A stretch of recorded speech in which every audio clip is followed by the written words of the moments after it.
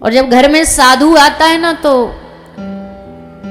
ऐसा प्रयास करना चाहिए कि घर के जो बच्चे हैं, जो युवान हैं, जो जवान हैं, उनको साधुओं की सेवा में लगाना चाहिए, ताकि साधु सेवा से उनको थोड़ी साधु की कृपा मिले, संतों की कृपा मिले।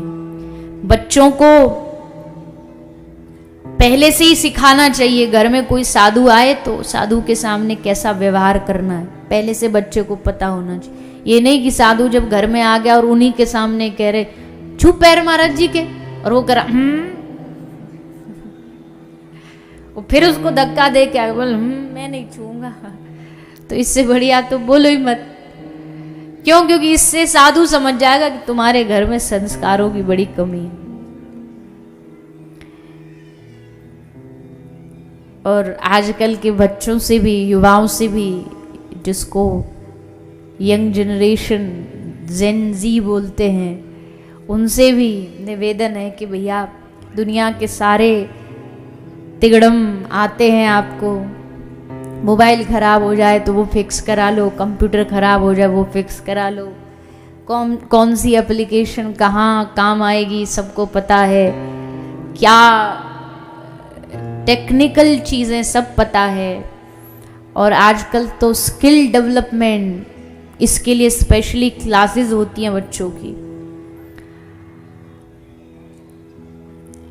वेल बिहेव्ड कैसे होना चाहिए, वेल मेंटेन कैसे होना चाहिए, आपकी वाणी में, आपकी भाषा में, आपके खाने में, खा रहे हो इसकी क्लासेस होती है। कैसे खाना है, कटलरी कैसे यूज़ करनी है, टेबल पर कैसे बैठना है, स्पून कहाँ रखनी है, ये सारी चीज़ें सिखा दी गई बच्चों को। बस एक ही चीज़ नहीं सिखाई कि घर में कोई साधु आए तो उसका सम्मान कैसे करना चाहिए।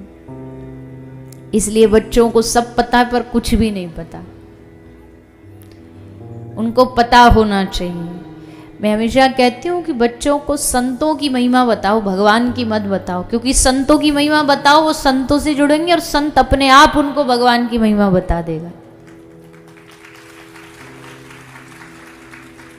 घर में साधु आता है, कोई संत आता है तो बड़े आदर के साथ, सम्मान के साथ, मतलब हम तो साधु भी नहीं हैं, हम तो एक छोटी मोटी भगवान की कथा गाने वाले हैं। और हम कई बार, कभी कभी ऐसा हो जाता है, हमेशा तो नहीं, कोई ज़्यादा ही अच्छा बढ़िया धन, जिसको संसार का धनवान बोलते हैं, उसके घर चले जाओ तो देखते हैं कोई साधु आ जाता है तो नौकर को बोल देते पानी लेके आओ, अब वो लेके आ जाता है, वो जल पिला देता है किसी साधु को। तो पर आप सोचो कि अगर कोई नौकर जल पिलाएगा, नौकर भोजन खिलाएगा तो सेवा का फल किसको मिलेगा? उसी को मिलेगा।